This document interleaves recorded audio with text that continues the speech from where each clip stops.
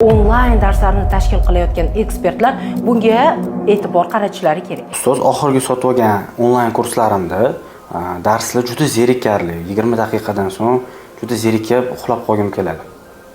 Bunga nima maslahat berasiz ekspertlarga? Hozirgi paytda insonlarning diqqatini ushlab olish juda qiyin bo'layapti. Bunga ijtimoiy tarmoqlar sabab.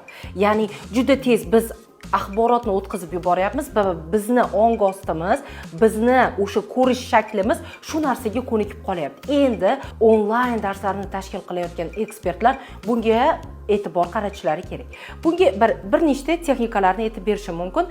Birinchisi, bu dars olinayotgan paytda bitta kamera bilan ishlamaslik. Ya'ni bu yerda damma-dam har 10-15 soniyada kadrlarni o'zgartirib turish.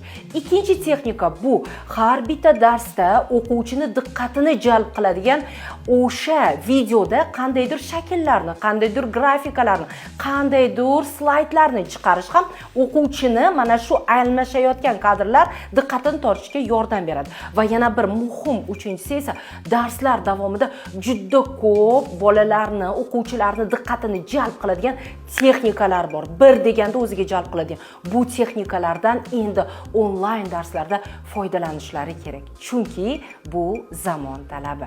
Agar siz ham ekspert bo'lib, bu detallardan